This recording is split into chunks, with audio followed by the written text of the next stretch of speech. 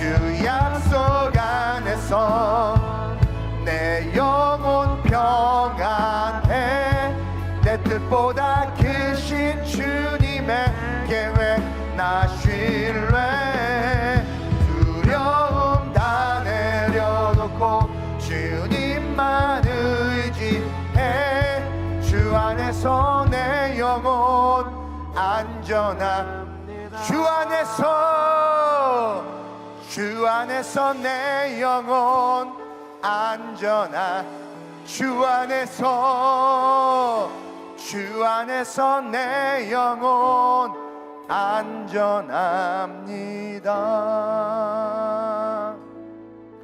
좋으신 아버지 하나님, 하나님의 은혜 가운데 우리가 이 자리에 서 있음을 믿습니다. 당신의 은혜가 없이는 이 자리에 나올 수도, 이 자리에 서 있을 수도, 예배할 수도 없습니다. 우리의 생각과 감정과 삶의 컨디션과는 상관없이 우리는 은혜 받은 자이기에, 은혜가 머물러 있고 그 은혜가 우리를 붙잡고 있기에 오늘 이 밤 이곳에 나온 줄로 믿습니다. 우리의 간구가 하늘에 상달되게 하여 주옵소서. 쏟아지는 말씀에 우리의 기도가 부딪히게 하시고 우리가 그 말씀을 씹어먹게 하셔서 어느 시대든 하나님이 쓰시는 주인공이 있었던 것처럼 오늘 이 밤에 예배한 우리 성도들 이 시대의 주인공 되게 하여 주옵소서. 우리 초등학생은 그 초등학교에서, 중학생은 중학교에서, 고등학생은 고등학교에서, 우리 청장년들은 직장과 사회적 삶의 영역과 캠퍼스에서 하나님께서 쓰시는 그 주인공들이 되어서 자기가 생각한 것보다 내가 더 큰 자임을 깨닫고 하나님의 영광 드러내는 존귀한 자들 되게 하여 주옵소서. 그러기 위해서는 우리가 하나님을 두려워해야 합니다. 오늘날 하나님을 두려워하는 마음들이 사라지고, 오늘날 하나님을 경외하는 마음들이 사라지고, 교만과 아집과 자기 이성과 감정의 충실함으로 말미암아 하나님 없는 것처럼 살아가는 자들이 너무나 많은 이 시대입니다. 이 시대 속에 아름다운 우리 교회 성도들만큼은 오직 깨어서 하나님을 두려워함으로 말미암아 그 두려움 속에 있는 축복을 받아 누려 마지막 이 시대의 주인공들, 거룩한 성벽들 되게 해 주옵소서. 부족한 종을 붙잡아 주시고 선포되어지는 말씀을 통해서 전하는 종이나 듣는 소도를 동일하게 은혜 받게 하시되 듣고 끝나는 말씀이 아니라 듣고 행하여 열매 맺는 삶이 될 수 있도록 우리 성도들의 마음 가운데 성령의 충만함으로 기름 부어 주옵소서. 감사함을 드리며 좋으신 예수님의 이름으로 축복하며 기도드립니다. 아멘. 우리 주께 한번 영광의 박수 올려드립시다. 할렐루야. 아멘. 자, 우리 오늘 은혜 받을 말씀은 출애굽기 말씀입니다. 우리 출애굽기 1장 다 봐야 되는데 15절부터만 봅니다. 우리 15절부터 22절까지 교독하겠습니다. 출애굽기 1장 82페이지 15절부터 22절입니다. 제가 먼저 봉독합니다. 애굽 왕이 히브리 산파 십부라라 하는 사람과 부하라 하는 사람에게 말하여 이르되 너희는 히브리 여인을 위하여 해산을 도울 때에 그 자리를 살펴서 아들이거든 그를 죽이고 딸이거든 살려두라. 그러나 산파들이 하나님을 두려워하여 애굽 왕의 명령을 어기고 남자 아기들을 살린지라. 애굽 왕이 산파를 불러 그들에게 이르되 너희가 어찌하여 이같이 남자 아기들을 살렸느냐. 산파가 바로에게 대답하되 히브리 여인은 애굽 여인과 같지 아니하고 건장하여 산파가 그들에게 이르기 전에 해산하였더이다 하매 하나님이 그 산파들에게 은혜를 베푸시니 그 백성은 번성하고 매우 강해지니라. 그 산파들은 하나님을 경외하였으므로 하나님이 그들의 집안을 흥왕하게 하신지라 함께 그러므로 바로가 그의 모든 백성에게 명령하여 이르되 아들이 태어나거든 너희는 그를 나일 강에 던지고 딸이거든 살려두라 하였더라. 아멘. 오늘 이 본문을 가지고 따라합시다. 하나님을 두려워할 때. 자, 두려워하라가 아니라 두려워할 때, 그때 우리에게 주시는 무언가가 있다라는 거죠. 그래서 말씀을 전하기 전에 이 찬양을 같이 한번 좀 나누고 싶은데요, 가사를 묵상하면서 함께 좀 고백하고 오늘 말씀을 같이 좀 보도록 그렇게 하겠습니다. 우리 샛별이가 오늘 메인 주자예요?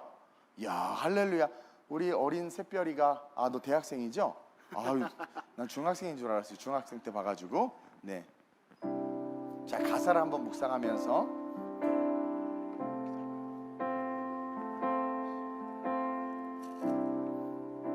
자, 말씀 앞에서 경외함으로 둘, 셋. 말씀 앞에서 경외함으로 주께 이 홀로 선다는 게 포인트예요. 생명의 말씀 읽고 순종해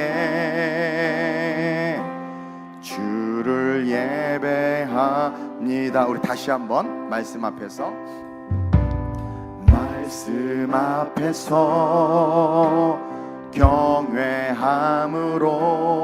경외함으로 주께 홀로 섭니다. 생명의 말씀 읽고 순종해 주를 예배합니다. 기록된 말씀 힘이 있어서 진리로 우릴 거룩해 하며 거룩한 말씀 세세 영원히 복음이 되어 말씀하시네. 하나님 말씀에 두려웠던 포인트가 여기에 있죠. 그 말씀에 생명을 거는 자 한 사람 찾으시는 주님의 약속을 믿어 하나님 말씀에 운명을 거는 자 순종하며 주 따라가는 자 영원한 하나님 나라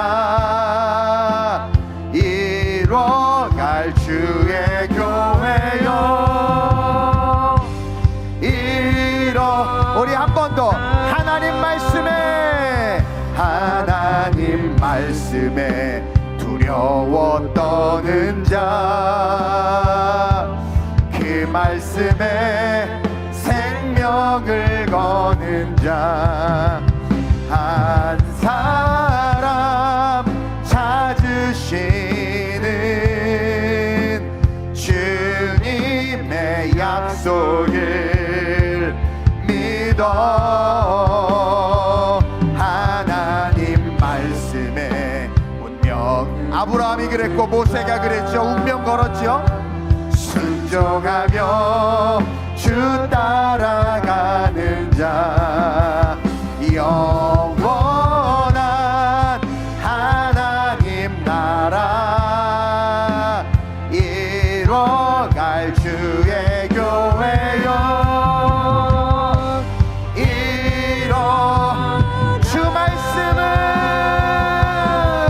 주 말씀은 우리를 구원해 이르는 지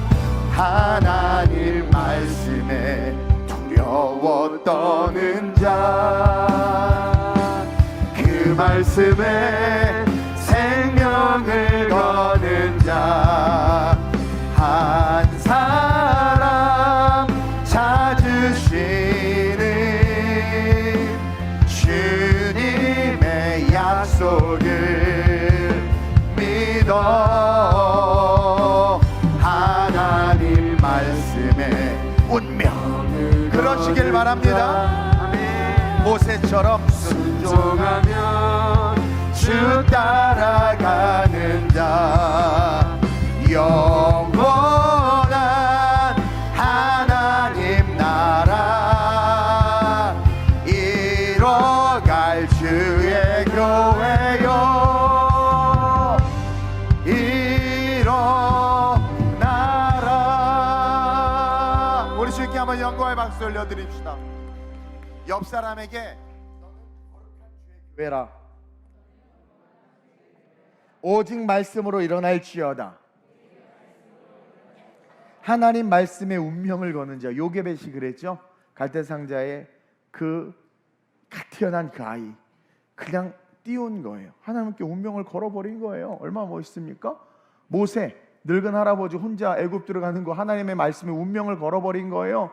그 애굽 그 성에 혼자 들어가는 거예요. 누가 죽일 줄 어떻게 알아요? 아브라함 운명 건 거예요. 그 말씀에 좌표도 없이 가라고 하는 그 말씀에 운명을 건 거예요. 그랬더니 어떻게 됐어요? 주의 나라가 이루어지더라. 주의 백성이 살아나더라. 하나님의 교회가 회복되더라. 그런 하나님의 거룩한 쓰임을 받는 지금의 이 시대의 주인공들 되시기를 바랍니다. 오늘 왜 이 찬양을 했냐면 말씀과 이어지기 때문인데, 하나님을 두려워할 때라는 제목이에요. 제가 이번 주 주일날 하나님의 성전과 성벽을 재건하라는 설교를 했어요. 한 청년이 그 이야기를 듣고 카톡이 왔어요. 말씀을 듣는 가운데 가슴이 뜨거워졌대요. 성령께서 감동을 준 거죠. 그러면서 제가 하나님의 성전을 재건하는 데 쓰임 받겠습니다. 내가 영적으로 거룩한 교회의 성벽이 돼서 교회를 사랑하고 지키며 살겠습니다. 사실은 그 고백을 하는 자기 자신도 너무나 초라하죠. 뭐 학벌이 좋나 집안이 좋나 손에 쥔 게 있나 nothing, 아무것도 없어요. 근데 하나님의 말씀에 순종하는 거야. 하나님 말씀에 운명을 거는 자, 내가 너를 택했다, 내가 너를 지명하여 불렀다라는 거. 하나님이 너 아름다운 우리 교회 이 시대의 거룩한 성벽이 되라 감동을 딱 지가 받은 거예요. 그러면 그것으로 enough, 충분한 거예요. 이제 순종해서 걸어가면 상상하지 못한 하나님의 기적이 나타나는 거예요. 근데 자기를 사랑하는 자들은 그 음성을 받았음에도 환경을 보는 거죠. 아, 근데 나 못할 것 같아. 근데 될까? 정말 하나님 계신가? 그 순간 어떻게 된 거예요? 다 무너져 버리는 거예요. 길가에 뿌려진 복음이 되어버리는 거죠. 근데 저는 그 고백이 너무 귀하다는 것을 믿고 하나님께서 반드시 그 고백을 받으시고 그 고백대로 세워줄 것이라는 확신을 갖고 있습니다.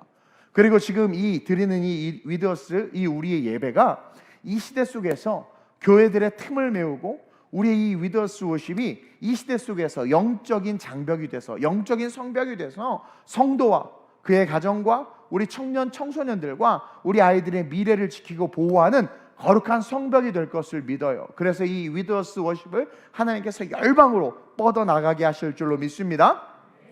여러분, 예배가 무너지면, 성도들이 이 예배의식이 무너지면 모든 게 무너져요.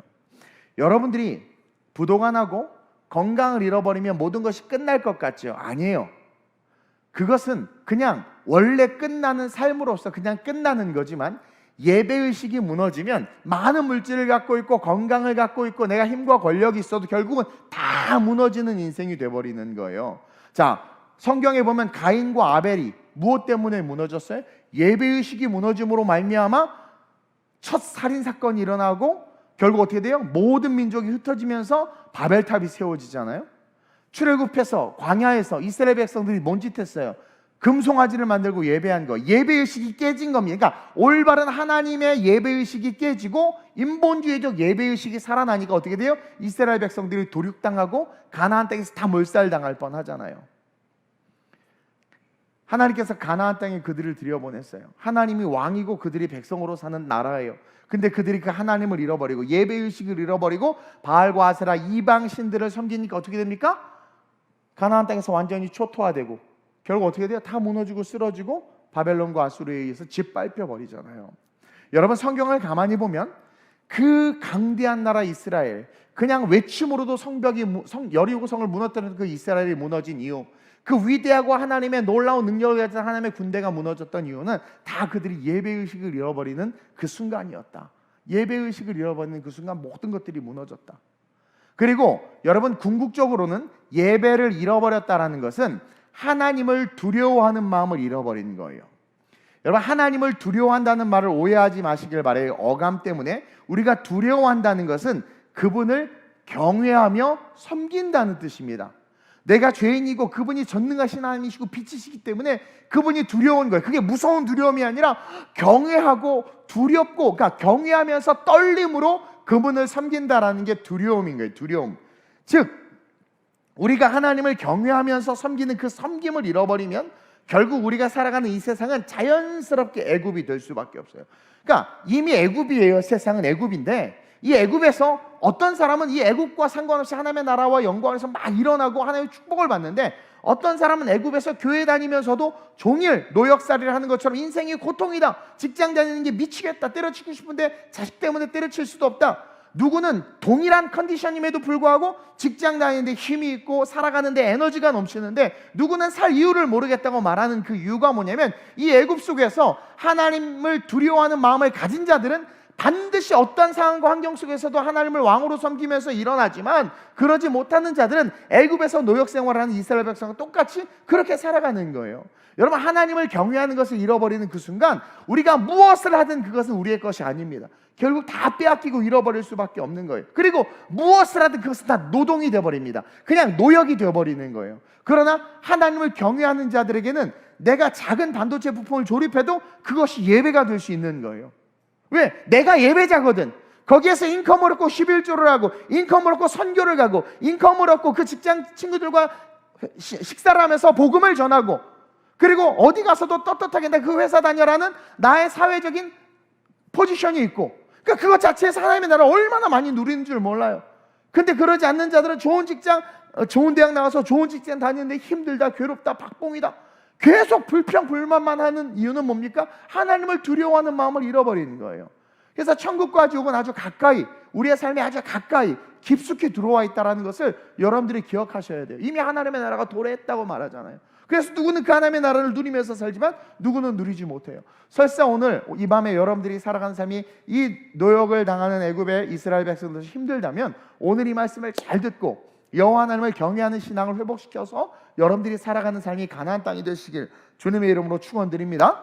여러분, 우리는 전능하신 하나님의 아들과 딸들이에요. 믿습니까?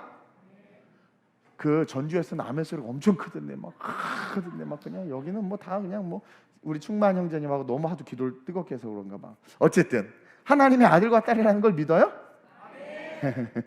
봐봐요, 이제 잠시 후에 또 원래대로 돌아가. 하나님의 자녀의 주권이자, 여러분, 하나님의 자녀의 특권이자, 하나님의 자녀의 축복이자, 하나님의 자녀의 의무가 뭔 줄 아세요? 예배예요.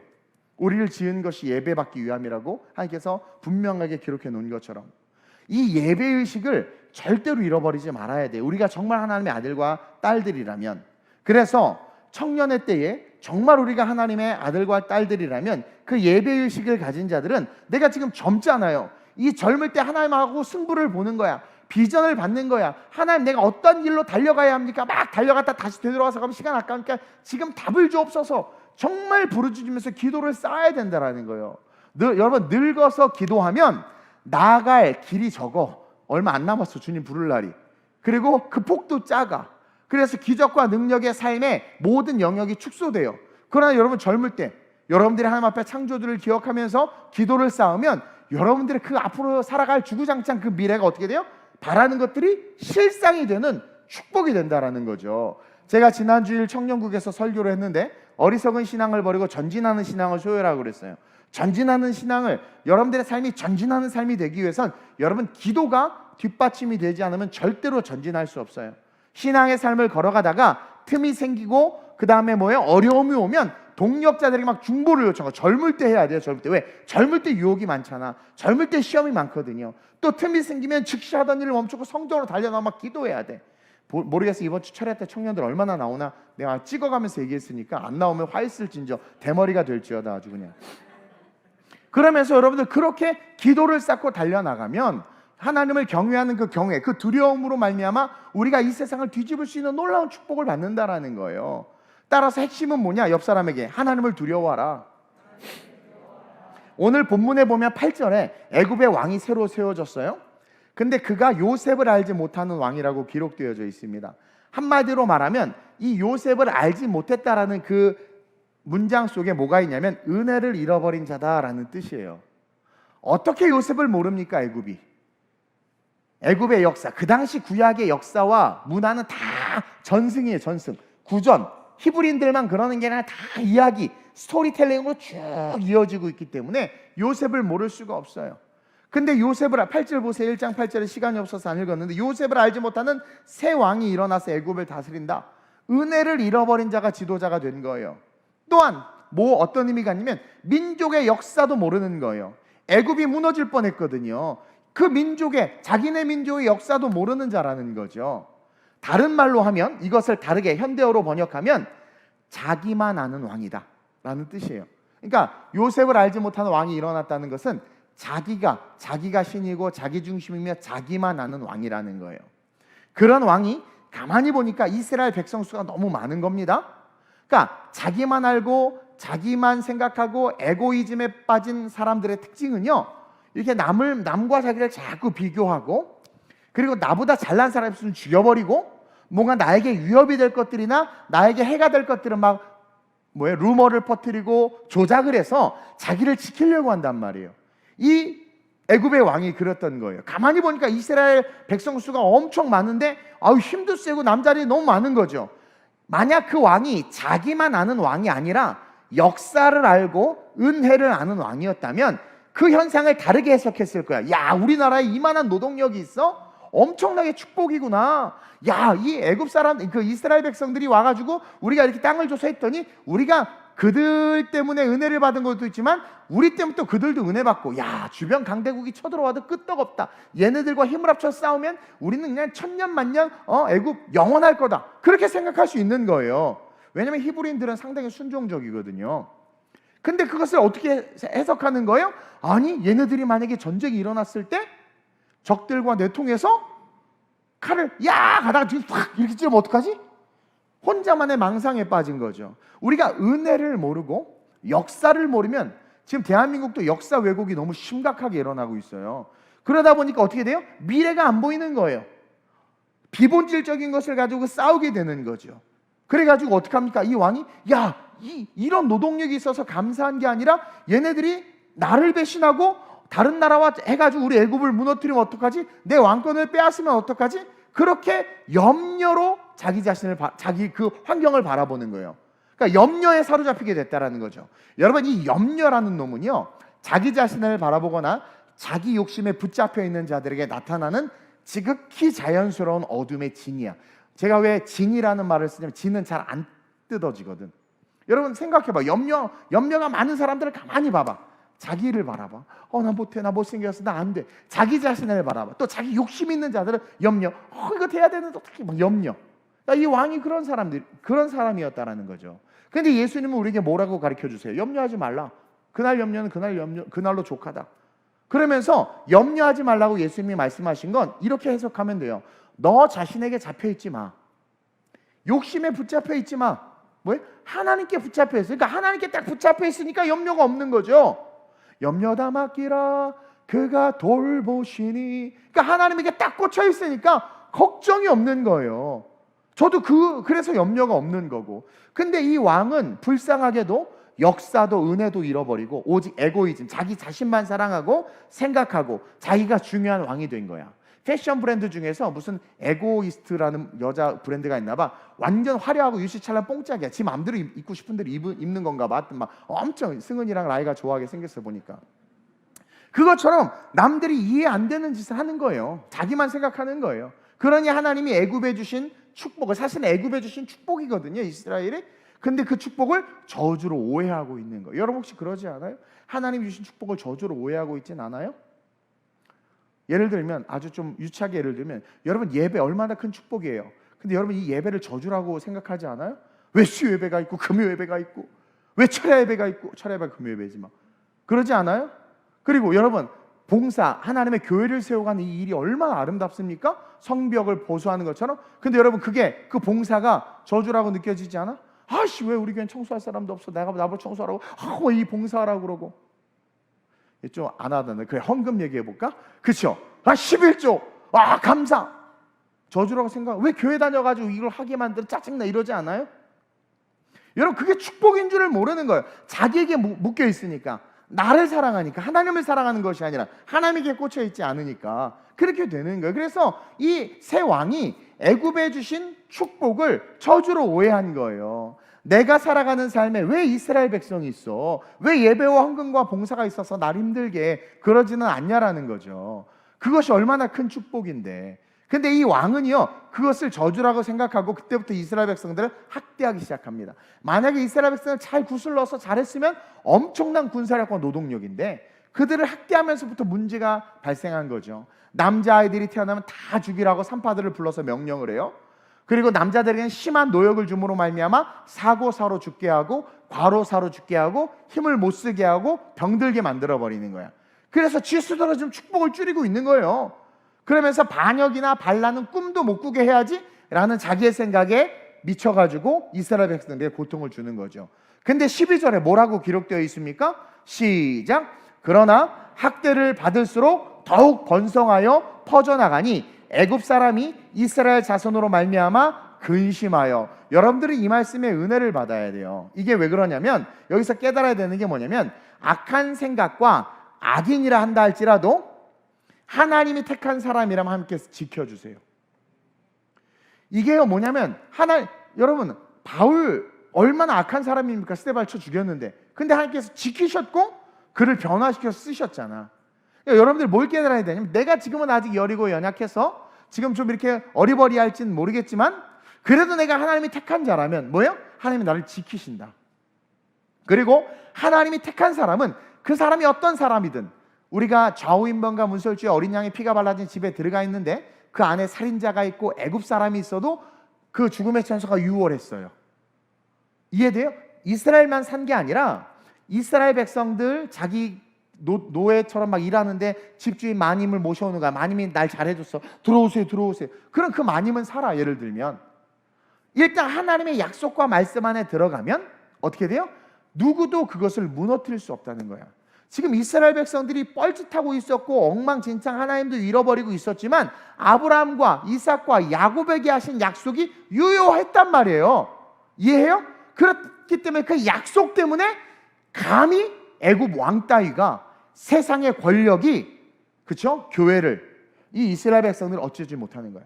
사고사로 죽으라고, 병 걸리라고, 힘 못 쓰고, 그 다음에 쓰러져 나가라고 노역을 시켰지만 더 세죠. 막 노가다 근육이 생기고 막 더 건강해져. 막 그냥 이런 일들이 일어나는 거예요. 그래서 깨달아야 돼. 하나님이 택한 사람과 교회는 절대로 무너질 수 없구나. 설사 그 사람이 죄인이고 부족해도 하나님이 택한 사람이라면, 택한 민족이라면 절대로 무너질 수 없구나. 이것이 여러분들이 힘을 내야 될 동기일 줄로 믿습니다.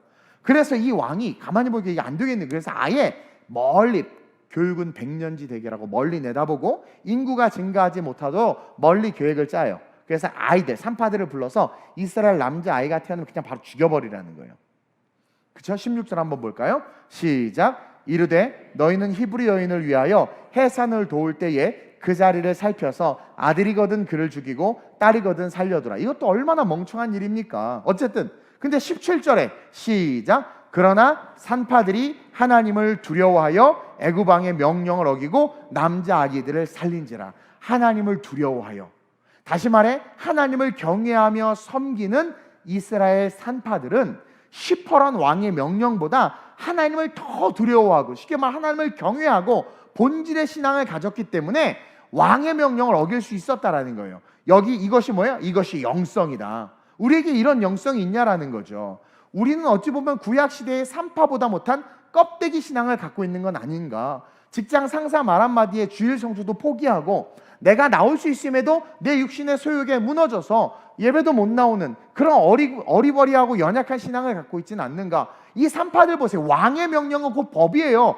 지키지 않으면 죽는데 하나님을 얼마나 두려워했으면, 하나님이 얼마나 실제가 됐고 하나님에게 얼마나 꽂혀 있었으면 왕이 직접 불러다가 얘기했어. 아니 우리도 무슨 유명한 정치인이나 대통령이 불러서 밥 먹고 오면 막 어떤 분은 대통령하고 악수했다고 손도 안 씻는데 3일 동안 막.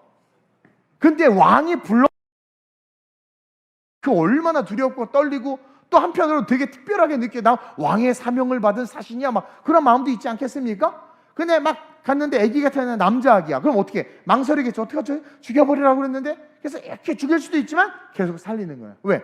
그 왕보다 하나님이 더 위대한 거예요. 여러분, 이 신앙이 있어야 교회가 타락하지 않고 세속화되지 않아요. 이 신앙이 있어야 여러분들의 삶에 진짜 영성으로 말미암는 능력이 나타난다라는 거죠. 그래서 여기서 배워야 될 것이 있는데, 첫째로 시작. 우리가 하나님을 두려워할 때 옳고 그름의 문제가 쉬워진다. 여러분들이 힘들어하고 갈등하는 이유는 옳고 그름의 문제를 정확하게 결정하지 못해서 그래요. 이 결정장애, 이것이 우리를 정말 힘들게 한단 말이에요. 근데 하나님을 두려워하잖아요. 뭐가 옳고 그른지가 분명해지는 겁니다.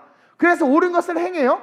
또는 옳은 것을 행하지 못해. 근데 옳고 그른 게 분명하기 때문에 자기가 그른 것을 행한 것을 알기 때문에 뭘 할 수 있어요? 또 회개를 할 수 있는 거예요. 그래서 하나님을 두려워하는 것은 내가 그 말씀을 지키든 지키지 못하는 우리에게 유익이 된다.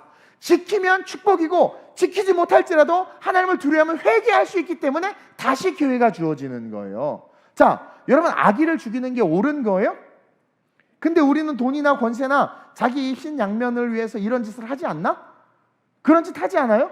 아기를 죽이는 건 당연히 옳지 않아요. 근데 그 옳지 않는 짓을 하는 사람들이 오늘날 너무나 많잖아요. 교회를 장사의 구럴로 만들어버리고 정말 목회의 사명이 있어서 아들이 물려받는 건 대찬성입니다. 성경적이니까. 근데 그게 아니라 사명도 없는 아들 신학교 보내가지고 그냥 억지로 교회 물려받게 하고 세습, 그걸 세습이라고 그러죠? 그건 잘못된 거죠. 그렇죠? 근데 우리는 그러지 않냐라는 거예요. 그건 잘못된 일을 너무 쉽게 하지 않냐라는 거야. 근데 여러분, 하나님을 두려워하면 그런 유혹과 위협과 두려움에서 옳고 그름이 무엇인지를 분명히 알고 그것을 행할 수 있는 힘을 얻는다는 거예요. 여러분, 주기철 목사님에게 신사참배 거부하는 건 너무나 쉬운 일이었어요. 근데 왜 다른 장로교단 목사님들은 다 신사참배 했을까요? 심지어 그 유명한 목사님들 나중에 고백해서 자기도 했다고. 왜 그랬을까요? 하나님을 두려워하지 않은 거예요. 근데 하나님을 두려워하면 그게 너무나 쉬운 거야. 하나님을 두려워하다 보니까 다니엘에게는 기도하는 게 너무 쉬운 거야. 창문 열고 기도하는 게. 왜? 기도하면 너 사자굴에 간다라는 조서가 있어. 왕의 도장이 찍혔어. 누구도 그것을 해지할 수 없어. 근데 그게 뭐? 하나님을 두려워하면 나 왜 집에 와서 퇴근하고 기도하고 문 열고 기도하고 하루에 3번 기도하는 게 너무나 쉬운 거 아니겠어요? 여러분들이 왜 11조가 어렵고 주일 성수가 왜 어려운 줄 아세요? 하나님을 두려워하지 않고 하나님을 경외하지 않기 때문에 한국교회와 우리 크리스찬들의 신앙이 무너지고, 신천지가 교회를 얼마나 우습게 알면, 아니 저기 누구예요? 저기 분당 우리 교회 이찬수 목사님한테 가서도 전도했대. 상담 시청해가지고 세상에 나한테도 막 편지하고 책이 날라와요. 난 바로 찢어버리지만, 아니 겁대가리 없이 어떻게 갑자기 어둠의 권세 이단들이 그렇게 할 수 있냔 말이에요. 얼마나 우리를 우습게 보면. 그러나 여호와 하나님을 두려워하면은요, 여러분 타협하지 않아요. 너무나 쉬운 거야. 주일 성수 당연한 거고, 봉사하는 거 당연한 거, 헌신하는 거 당연한 거, 11조 하는 거 당연한 거예요. 당연한 거예요. 다윗 역시 하나님을 두려워하다 보니까, 하나님을 경외하다 보니까 골리앗 따위가 두려울 수 없는 거죠. 저도 마찬가지로 하나님을 두려워하다 보니까 세상의 권세나 권력 따위가 부럽지도 두렵지도 않아요. 진짜 코로나 초창기 때 대면 예배 드리면서 잡아가라면 잡아가려면 잡아가라는 마음이었어요. 성도들이야 신앙의 수준과 상황에 따라서, 여건에 따라서 대면으로 온라인으로 드릴 수 있어요. 그러나 내가 목회자잖아. 근데 내가 내 입으로 그렇게 공언하고 선포할 수는 없겠는 거야, 나는. 그리고 뭐 내가 난 이것도 안 세웠잖아요. 비닐막도. 자랑이 아니라 두려움이 없다라는 거죠. 두려움이. 다 자빠지고 쓰러져도 난 멀쩡하잖아. 또 얼마나 감사해요. 이게 하나님을 분명하게 두려워하면 옳고 그름의 문제가 쉬워지고 그 올바른 것을 선택할 수 있는 힘이 생겨요. 처음에는 없습니다. 그래서 무너지기도 해요. 못해서 쓰러지기도 해요. 근데 하나님을 두려워하니 또 회개하니까 또 일어나고, 회개하니까 또 일어나고, 트라이 앤 에러, 시행착오를 통해서 강해지는 거죠. 그래서 어떤 문제가 딱 펼쳐지면 이게 옳아, 이렇게 해야 돼, 이렇게 가야 돼, 이래야 돼를 아는 거예요. 교회에서 어떤 사업을 벌리자고 하니까 교회 중직들이 돈 내야 될 것 같으니까 하지 맙시다, 필요 없습니다라고 말하는 게, 그게 하나님을 두려워하는 겁니까? 하나님을 두려워한다면 어떻게 되는 거예요? 기꺼이 합시다, 어떻게든 해봅시다 해야 되는 거 아닌가? 제가 그 마인드로 개척하고 선교한 거거든요. 그래서 지금 수많은 나라를 다니면서 선교를 그렇게 하면서 안전, 테러, 질병, 사고, 그 어떤 것도 두려워하지도 않았고, 두렵다고 말도 안 했을 뿐만 아니라 아무 일도 일어나지 않았어. 그저 옳은 일을 그저 했을 뿐이에요. 여러분이 선택장애와 같은 장애를 겪고 있거나 예배 앞에서 갈등하거나 신앙 앞에서 갈등하거나 물질 앞에서 계산한다면 하나님을 두려워하시길 주님의 이름으로 축원드려요. 그래서 여러분들 인생에 가벼워졌으면 좋겠어요. 여러분 물질 잃는 거 조금 잃는 거예요. 건강 잃는 거 조금 잃는 거예요. 예배 잃어버리는 거 모든 거 잃어버리는 거예요. 예배 잃어버리면 모든 거 잃어버리는 거예요. 그래서 여러분들 하나님을 이 산파들 보세요. 산파들 비천한 직업일 뿐만 아니라 여러분 그거 뭐 여자로서 그 여자는 뭐 개수로도 안 들어갔는데 그때 근데 그 여인이 왕에 직접 명령을 했는데 그 왕 와 얼마나 무섭고 두렵습니까? 근데 하나님이 실제가 되니까 히브리 아이가 태어났어. 남자아이야. 그럼 어떻게 이거 잘 키워요 갓블레스 하고 나온 거야. 그러니까 왕이 나중에 불러가지고 너 어떻게 된 일이냐 막 아니 그걸 모르나 따질 걸 모르나 알지. 그럼에도 불구하고 이 산파의 신앙이 얼마나 위대한가. 우리는 학교에서 예수 믿는다는 말도 못하잖아. 성경책도 안 들고 다니 쪽팔려서 안 들고 다니다며. 큰 거 들고 다녀 이따만한 거 24인치 막 이런 거 아주. 근데 뭐 코딱지만 들고 다니고 너무 예수 믿는 걸 창피하고 식기도 하는 거 창피하고 세상이 막 교회를 욕하는 사람들이 있어. 아이고 교회 욕하시네요 저 집사인데 하고 껴들어 앉아서 막 얘기하는 거죠. 그들이 모르면 설득하고 이야기해주고 뭐 안 들으면 어쩔 수 없고 그러나 우리 입술은 권세가 있기 때문에 아니 누가 외쳐야 듣지 그러잖아요. 들어야 믿지 그러죠. 그러니까 거기서 외쳐줘야죠. 아닌 건 아니라고 옳은 건 옳고 그른 건 그르다라고. 근데 한국 교회가 2, 3년 코로나와 함께 계속 무너졌던 이유 중에 한 가지가 하나님을 두려워하는 것을 잃어버리니까 사람과 언론을 두려워하고 미디어를 매스컴을 두려워하고 저도 제가 밴드에 쓴 글이 진짜 지금도 돌아다니고 사방팔방 내가 지금 봐도 참 잘 썼어. 어떤 분이 전화해서 저 찾아가지고 무슨 교수시냐고 문학 교수 아니라고 글 너무 잘 썼다 은혜 받았다고. 밤에는 어떤 사람은 나한테 전화해서 욕까지 하고 막 그랬는데 근데 그 일파만파 돼가지고 두려움이 있죠 사실은. 근데 그게 뭐 내가 하나님 앞에서 정직하게 올바른 것을 외쳤는데 그러니까 여러분들 그럴 때 살아나는 거예요. 그럴 때 하나님의 역사가 나타나는 거란 말이에요. 그러니까 여러분들 인생이 쉬워야 돼요. 왜 갈등하는지 아세요? 옳고 그름의 문제가 불분명하니까 그러는 거야.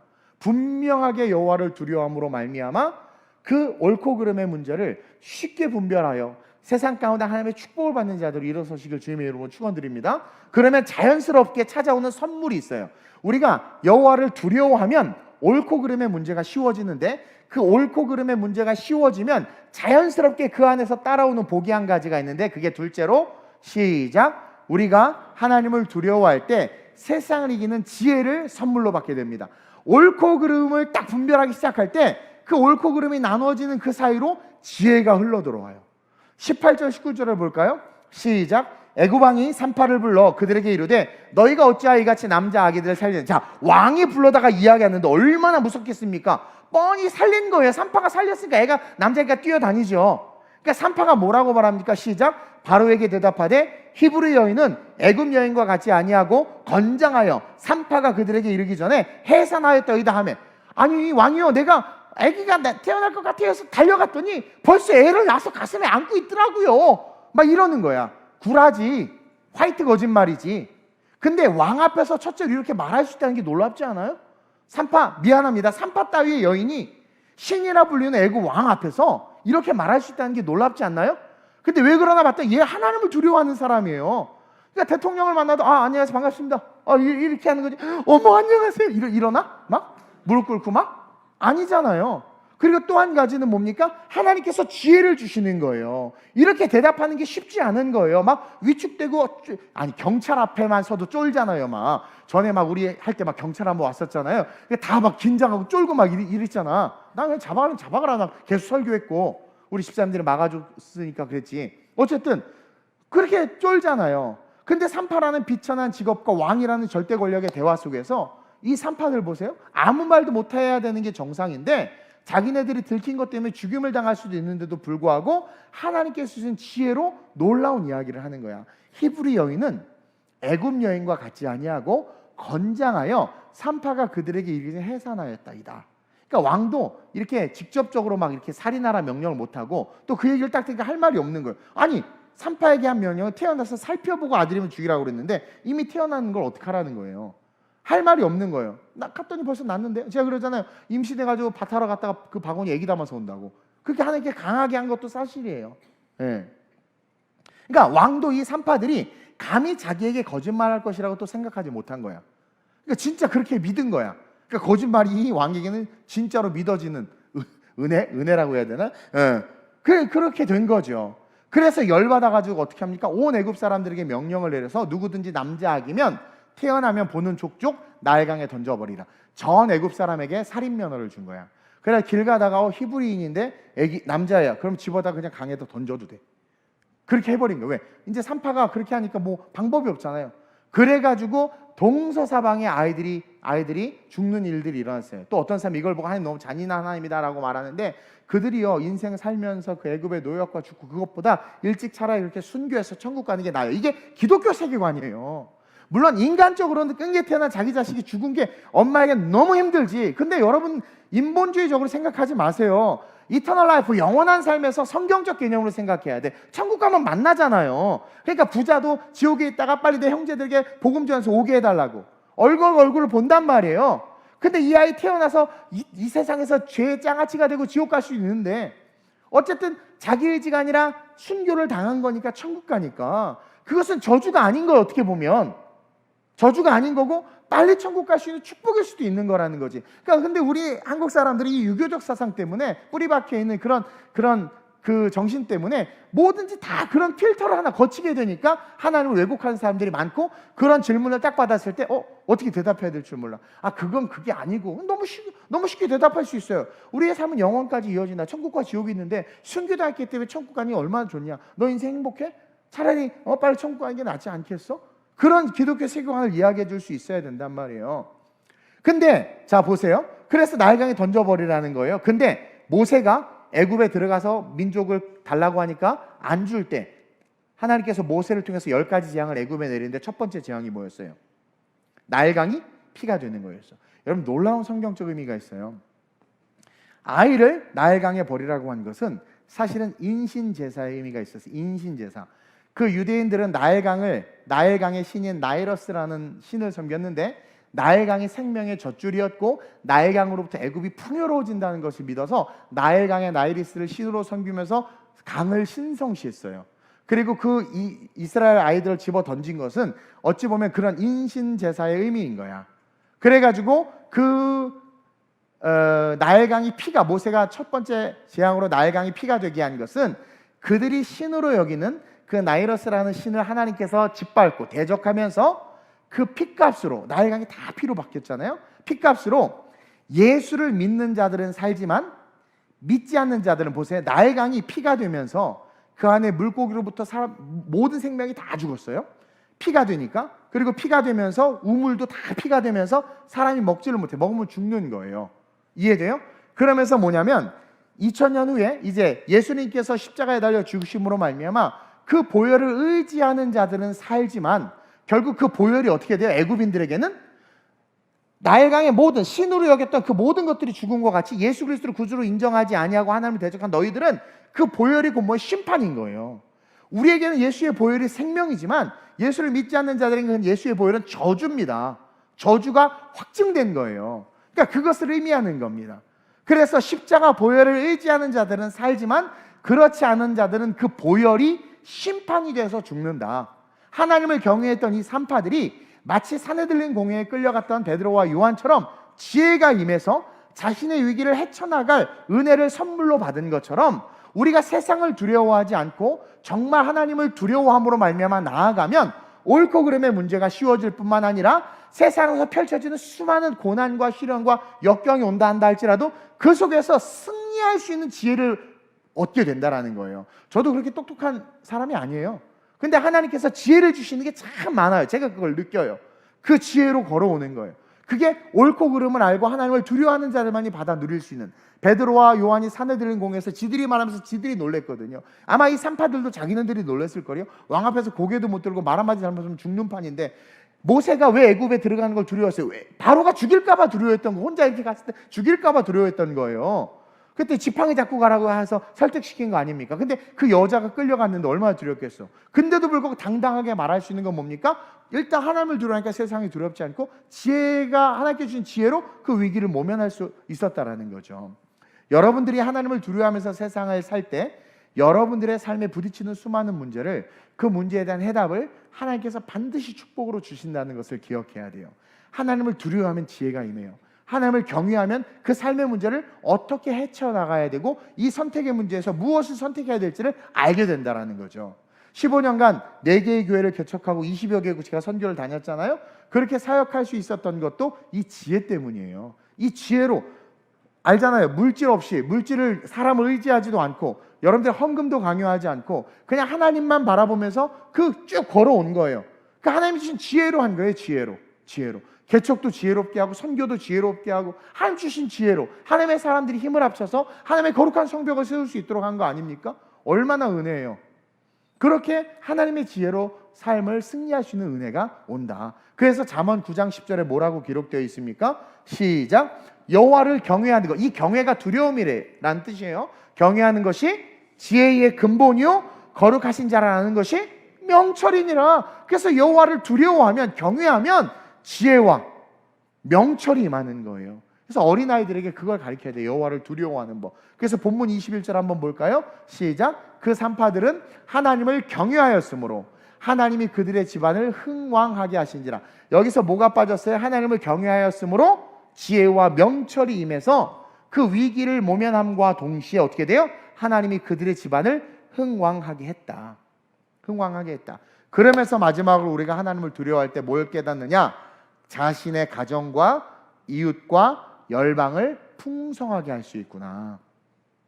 하나님을 두려워해야 나도 풍성해지고 교회도 풍성해지고 여러분들 이웃도 친척도 풍성해져요. 한 사람이 여호와를 경외하고 여호와를 두려워하면 그 사람으로부터 흥왕하는 축복이 임해요.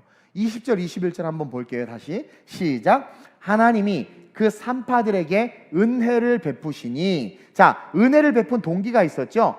하나님을 두려워한 거예요. 왕보다, 세상보다. 그래서 제가 권력보다 정치보다 하나님을 두려워했잖아요. 그러니까 하나님을 두려워하니까 그걸 이길 수 있었죠. 그러니까 은혜가 임하는 거예요. 근데 그 은혜 속에 뭐가 있어요? 그 백성은 번성하고 매우 강해지니라. 동시에 그 산파들은 하나님을 경외하였으므로 하나님이 그들의 집안을 흥왕하게 하신지라. 먼저는 산파로 말미암아 이스라엘 백성들이 번성하고 강해졌다. 이것은 뭐냐면 노역을 이 사건 이후로 노역이 더 심해질 걸 알았어요. 우리 하나님은. 근데 이 일로 말미암아 하나님께서 더 강한 힘을 주셔서 이스라엘 백성이 예전에 벽돌을 만들어서 줬는데 이제는 벽돌까지도 니네들이 만들어서 건물을 지라는 거야.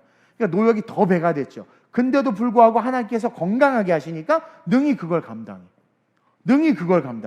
우루사 없어. 비타오베 이런 거 없었어. 난 요번에 캠프 갔는데 교회에서 와서 통으로 막 그걸 달라고 해요. 우리 애들 피곤하다고 비타민 먹인다고. 그리고 이제 이렇게 누가 약을 이제 목사님들이 쭉 앉아 있는데 누가 뭐 약을 달아서 먹으니까 그거 뭐냐고 물어보시는 거예요. 얘 피곤해서 약 비타민 이렇게 준다더니 우리도 줘봐. 목사님들 다 좋아해 막. 네. 왠 줄 아세요? 약할 때 강해지거든. 약을 먹을 때 강해지니까 세상 말로. 네. 그러니까 보세요. 근데 이스라엘 백성들은 그런 비타민도 없고 영양제도 없었어. 근데 성경 지금 시간이 없어서 그런데 계속 읽으면 노역이 더 심해지고 죽는 자가 없어요. 그걸 다 감당하고 이겨내. 완전 강해. 저는 물론 이제 제 개인적인 해석은 광야를 준비시키는구나. 우리 선교 갈 때 막 걷게 하잖아. 미리부터 막 걷잖아. 광야 40년 걸을 걸 준비시키나 보다. 그 체력을 주시나 보다 하는 부분도 있지만 하나님께서 어떻게 해요? 그들을 강하게 하신 거예요.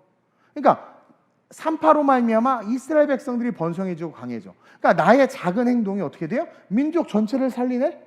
그리고 동시에 그 작은 행동을 한 그 산파의 가정 역시 성경이 뭐라고 증언해주고 있어요? 그 집안 역시 흥왕하게 되었다. 흥왕하게. 사실은 그 산파가 이스라엘 백성이 점점 더 많아질수록 왕이 죽여버릴 수 가서 죽여. 산파들 다 죽여. 그럴 수 있잖아요. 근데 성경을 보면 요세푸스의 역사서를 봐도 그렇고 신기한 게 죽여도 되는 사람은 안 죽여. 산파 죽여야 되거든. 이상하게 안 죽여요. 모세도 그냥 혼자서 애굽에 처음 딱 와서 그냥 칼로 뒤에 쑥 찔러서 죽이면 아무 문제 없었잖아요. 안 죽여. 너무 신기해. 저는 하나님께서 그들을 보호하신다고 봐요. 보호하신 거예요. 그러니까 여호와를 두려워하면 하나님의 전후좌우 보이지 않는 그 방어막이 쳐져. 방어막이 쳐져요. 그래서 죄인간 망해야 되는데 안 망하고 무너질 것 같아 안 무너지고 죽을 것 같아 안 죽고 기분 나쁘게 계속 승승장구하는 거지. 그래서 애굽 왕이 열받은 거거든요.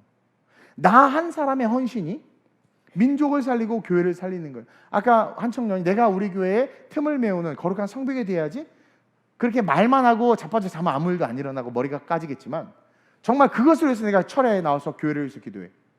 그것을 위해서 빈틈을 메우기 위해서 내가 드럼을 쳐. 빈틈을 메우기 위해서 베이스를 쳐. 그것을 위해서 내가 교회 학교 교사를 해. 그러면 그 작은 행동으로 말미암아, 무슨 버터플라이 이펙트처럼 그 작은 행동으로 말미암아 어떤 일이 일어나는 줄 아세요? 아름다운 우리 교회가 흥왕해. 제가 그러죠. 이탈리아 경제학자 파레트가 말한 8대2의 법칙으로 노벨 경제학상을 받았는데, 모든 공동체나 모든 조직이나 모든 시간 중 20%만 성장을 위한 시간이고, 그 지도자를 따르는 군중이며 가치 있는데 시간을 보내는 시간들이고 사람들이라는 거야. 그러니까 100명의 사람들이, 그러니까 어떤 사람이 10시간을 공부하면 2시간만 진짜 공부한 시간이고 8시간은 딴짓한 시간이라는 거야. 100명의 성도들이 모였으면 20%만 팔로우하고 80%는 그냥 있다라는 거야. 이게 이제 8대2의 법칙의 통계라는 거예요. 근데 그게 어느 정도 맞아. 그래서 경제학상을 받았어요. 파레트라는 사람이. 이스라엘 백성들도 마찬가지예요. 다 잘하지 않았어. 근데 그 중에 소수가, 그 20%에 해당하는 사람이, 교회도 마찬가지, 그 소수 20%에 해당하는 사람이 그 교회를 지키고 세워나가는 거예요. 그 20%가 너무나도 중요한 거예요. 전 여러분들이 20% 안에 들었으면 좋겠어. 영적인 20%. 그 욕심이거든요. 여러분, 직분은 너무 소중한 건데 요즘에 교회에서 집사, 안수집사, 뭐 권사, 이 직분 너무 똥으로 여겨. 한국 교회 그렇게 만들어 버렸어. 돈이나 막 이런 걸로 이상하게 오염시켜서. 근데 여러분, 죽을 때 무슨 집사 이렇게 죽는 것은 여기서밖에 못해. 그 얼마나 영예로운 건 줄 아세요, 여러분? 나중에 못해요. 여러분, 그거는 교회 안에서의 직분 너무나도 소중하고 존귀한 거예요. 그래서 우리 교회 직분 잘 안 주는 걸로 유명하죠. 이게 원칙이 있어야 되는데 나도 흔들리는 거야. 아, 저분 그래도 날 좋아하고 밥도 많이 사줬는데, 아, 저분 그래도 착한데, 아, 저분 저런데. 그러니까 이러니까 이제 무너지는 거야. 근데 하나님 딱 주려고 하면 잘라. 새벽 예배 안 나오죠. 철야 예배 안 나오죠. 기도 안 하죠. 잘라. 11조 안에 다 잘라. 그때 아무도 없어. 그래서 이대로 가는 거예요, 계속. 하나님은요, 이스라엘 백성을 통해서 어떻게 하셨어요? 하나님의 나라가 확장되기를 원하셨죠. 지금 이 산파로 말미암아 이스라엘 백성들에게 은혜가 끼치고, 그 이스라엘 백성이 출애굽함으로 말미암아 어떻게 돼요? 하나님의 나라가 완성이 되고, 백성이 완성이 되고, 그들이 이제 예수의 계보까지 흘러들어와 예수가 태어나서 전 인류가 구원을 얻는 그 통로가 되잖아요. 여러분, 우리가 정말 하나님을 경외하면 가정과 내 가정과 이웃과 열방은 풍성하게 해. 부족함이 없게 만들어. 여러분들이 물질에 어려움이 있어요? 혹은 관계에 어려움이 있어요? 하나님을 두려워해 보라는 거야. 그래서 오늘 이 말씀을 통해서 우리가 이 하나님을 두려워할 때, 하나님을 두려워할 때 옳고 그름의 문제가 선명해지는구나. 아니, 그 말도 안 되는 거, 갖잡지 않은 걸 갖고 와서 이게 맞지 않나, 이게 맞지 않나 따지는 애들 보면 그냥 불쌍해. 너무 철이 없고 신앙을 모르고 자기 잘난 거지, 자기 교만인 거지. 안타까운 거야. 그럼 우쭈쭈 해줘요. 그럼 또 지들이 맞는 줄 알고 또 아주 교만 떨어하죠. 그러다 한번 툭 떨어지면 정신 차리지. 그냥 하나님을 딱 좀 분명해져요. 목사님 2부 예배 드려야 돼? 왜요? 1부 예배 드렸는데 안식일이잖아. 안식일은 하나님을 위한 시간인데 너 2부 예배 안 드리고 가서 하나님을 위한 시간으로 그 시간을 어떻게 쓸래? 하나님을 위한 시간으로 그 시간 어떻게 쓸래? 그래서 제가 설교도 따로 하잖아. 얼마나 은혜. 일주일 다른 교회는 내 설교가 부흥회라고 막 그래서 막 사모하는데, 그러니까 여러분들이 그 안식일이잖아요. 그 시간을 집에 가서, 세상에 가서 뭐 가족이 중요했고 뭐 토요일 날 하세요. 토요일 날. 그러니까 우리의 세계관이 분명히 하나님을 두려워함으로만 딱 잡혀 있어야 되거든. 근데 그렇게 할 때 여러분들의 인생에 정말 옳고 그름이 딱 보여요. 그러니까 옳은 것을 딱 선택하면 어떻게 지혜가 임하고, 그 지혜로 말미암아 모든 위기와 위험의 상황에서 건짐을 받게 되고, 동시에 그 건짐을 받는 나를 통해서 내 가정이 흥왕해지고, 내가 속한 교회가 부흥하고, 내가 기도하고 중보하는 자들의 삶이 살아난다라는 거죠. 이걸 누가 하셨냐? 예수님이 하셨지. 우리 예수님이 딱 이렇게 하셨어. 우리 예수님이 정확하게 이렇게 하셨어. 유대인들이 온갖 옳다는 말을 할 때 하나님의 진리의 말씀을 기준을 가지고 여호와 하나님을 두려워하라 말씀하시면서 자기 스스로도 자기의 원대로 하지 아니하고 아버지의 원대로 하시고, 그렇죠?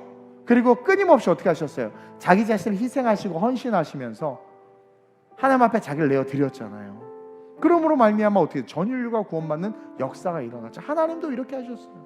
하나님도 이렇게 하셨어요. 여러분, 하나님을 두려워하시길 주님으로 축원드립니다. 그래서 진짜 옳은 것을 옳다고 말할 수 있는 이 시대의 빛이 되시기를 바랍니다. 그 빛이 됨으로 말미암아 나도 복받고 주변도 복받고 세상도 복받게 하는 거룩한 신앙의 산파들이 됩시다. 산파가 뭐예요? 생명을 낳는 자. 그래서 그 거룩한 생명을 낳는 자들이 되시길. 그래서 나를 만난 자가 인생에서 복받았다. 왜 너 나 때문에 예수 믿지 않았느냐? 그런 말을 들을 수 있도록. 이번에 새생명 전도 축제인데 여러분들이 산파가 돼서 지금 보니까 한 80명 정도 우리 성도들이 품은 것 같아. 너무 작아요 지금. 사실은 안 쓴 사람들 많아. 특별히 이 직분자들이 많이 안 써. 보면 예배 인도자들 뭐 이렇게 짱들이 잘 안 써. 바쁘다 이거지. 바쁘다 이거지. 다 방송실도 안 하고 그냥 나 혼자 육성으로 설교할 테니까 다 초대해. 그래서 자기 방송실 해야 되니까 친구 오면 못 챙겨줘. 어? 합당한 자기만의 이유죠. 자기를 보는 거죠. 근데 하나님을 두려워하면 목사님 이번에 그냥 목사님 육성으로 하세요. 방송실 못 합니다. 왜? 저 전도 5명 데리고 올 거거든요. It's okay, no problem. 얼마나 좋아. 요즘에 점점 말이 길어져서 죄송한데 어쨌든 마지막 이 시대에 제가 요즘에 통렬하게 느끼는 게 뭐냐면 여호와를 만홀히 여기는, 여호와를 정말 우습게 여기고 교회를 우습게 여기고 예수를 우습게 여기고 복음을 우습게 여기는 자들이 너무 많다는 거죠. 심지어 직분을 가진 자들조차도, 심지어 목사들이 돈놀이하고 사기친다라는 얘기도 들으면서 충격을 받았어요.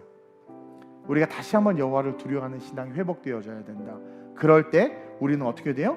상상할 수 없는 이 시대에 무엇이 옳고 그른지를 가르쳐줄 수 있을 뿐만 아니라 하나님의 지혜로 세상에서 승리하고 복을 주는 그러한 자들이 될 수 있다. 따라서 우리는 말씀에 순종해야 돼요.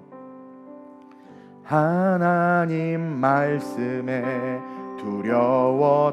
산파들이 그랬잖아요. 산파들이 그 말씀에 생명을, 그렇죠? 애굽의 왕의 말이 아니라 한 사람, 그 산파 한 사람, 십부라와 부하라는 그 사람, 주님의 약속을 믿어.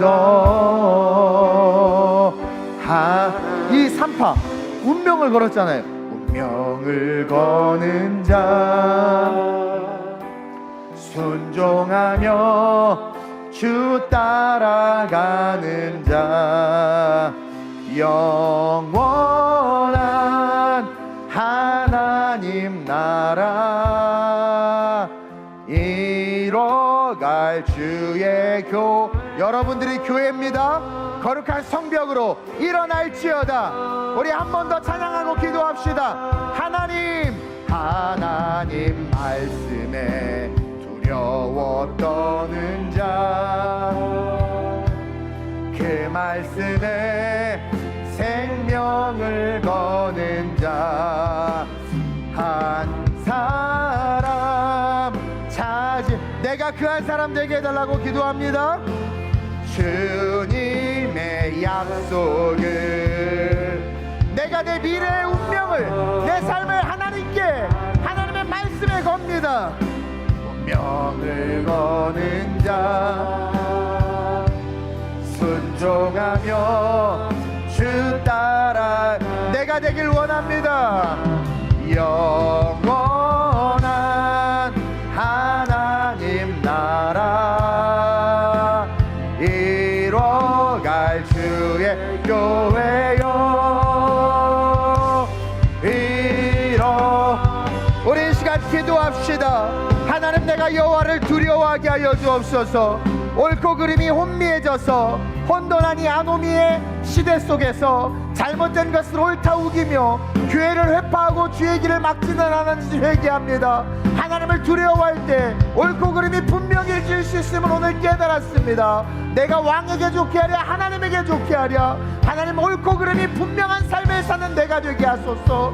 그러므로 말미암아 그 안에 하나님께 쓰는 지혜로 내 삶의 모든 시련과 역경과 문제를 해결할 뿐만 아니라 그 순종을 통하여 내 삶이 흥왕해지고 교회가 교회되며 예배가 예배되고 하나님의 나라가 확장되는 내가 쓰일 수 있게 해달라고, 하나님의 말씀에 내 운명을 걸 수 있는 그 한 사람이 내가 될 수 있게 해달라고, 산파의 신앙을 통해 생명을 낳는 삶을 살게 해달라고 간절하게 주님의 세 번 부르고 합심으로 전심으로 기도합니다.